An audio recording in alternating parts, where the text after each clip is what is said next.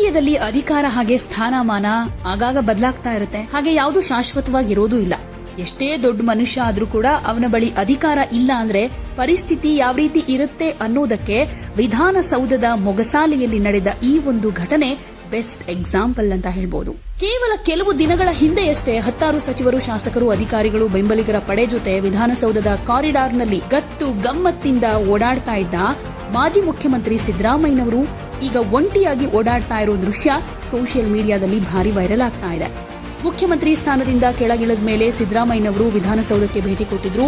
ಈ ವೇಳೆ ಅವರ ಹಿಂದೆ ಮುಂಚೆ ಇದ್ದ ಹಾಗೆ ಯಾವುದೇ ಶಾಸಕರಾಗಿರ್ಲಿ, ಸಚಿವರಾಗಿರ್ಲಿ, ಬೆಂಬಲಿಗರ ಪಡೆ ಯಾವುದು ಇರಲಿಲ್ಲ.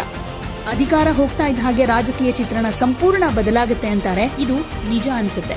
ಸಿದ್ದರಾಮಯ್ಯನವರು ವಿಧಾನಸೌಧದ ಆವರಣದಲ್ಲಿ ಏಕಾಂಗಿಯಾಗಿ ನಡ್ಕೊಂಡು ಓಡಾಡಿದ ದೃಶ್ಯ ಈಗ ವೈರಲ್ ಆಗ್ತಾ ಇದೆ. ಹಾಗೆ ಇನ್ನೊಂದು ಘಟನೆ ಕೂಡ ಇಲ್ಲಿ ಸ್ವಲ್ಪ ಕುತೂಹಲಕ್ಕೆ ಹಾಗೆ ಚರ್ಚೆಗೂ ಎಡೆ ಮಾಡಿಕೊಡುತ್ತೆ. ಅದೇನಂದ್ರೆ, ನೂತನ ಮುಖ್ಯಮಂತ್ರಿಯಾಗಿ ಅಧಿಕಾರ ವಹಿಸಿಕೊಂಡಿರೋ ಡಿಕೆ ಶಿವಕುಮಾರ್ ಹಾಗೆ ಮಾಜಿ ಸಿಎಂ ಸಿದ್ದರಾಮಯ್ಯನವರು ಮುಖಾಮುಖಿ ಕೂಡ ಆಗಿದ್ದಾರೆ. ಆ ಕಡೆಯಿಂದ ಸಿದ್ದರಾಮಯ್ಯನವರು ಬರ್ತಾ ಇದ್ದಾರೆ, ಈ ಕಡೆಯಿಂದ ಡಿಕೆ ಶಿವಕುಮಾರ್ ಅವರು ಹೋಗಿದ್ದಾರೆ. ಫೇಸ್ ಟು ಫೇಸ್ ಎದುರು ಬದರಾಗಿದ್ದಾರೆ. ಆದ್ರೂನು ಕನಿಷ್ಠ ಸೌಜನ್ಯಕ್ಕಾದ್ರೂ ಒಂದು ಸ್ಮೈಲ್ ಆಗ್ಲಿ ಅಥವಾ ಮಾತಾಗ್ಲಿ ಯಾವುದೂ ಇಲ್ವಲ್ಲ. ಯಾರೋ ಅಪರಿಚಿತರು ಹೋದ ರೀತಿಯಲ್ಲಿ ಸಿದ್ದರಾಮಯ್ಯನವರು ಈ ಕಡೆ ಬರ್ತಾರೆ, ಡಿಕೆ ಶಿವಕುಮಾರ್ ಆ ಕಡೆ ಹೋಗ್ತಾರೆ ಅಂತಂದ್ರೆ ಇದೇನಪ್ಪ ಪರಿಸ್ಥಿತಿ, ಒಂದೇ ವಾರಕ್ಕೆ ಇಷ್ಟೊಂದು ಚೇಂಜ್ ಆಗುತ್ತಾ ಅಂತಾನು ಅನ್ನಿಸ್ಬಿಡುತ್ತೆ. ಸೊ ಈ ವಿಡಿಯೋ ಅಂತೂ ಈಗ ಸೋಷಿಯಲ್ ಮೀಡಿಯಾದಲ್ಲಿ ಸಿಕ್ಕಾಪಟ್ಟೆ ವೈರಲ್ ಆಗ್ತಾ ಇದೆ, ಟ್ರೆಂಡಿಂಗ್ ನಲ್ಲಿದೆ.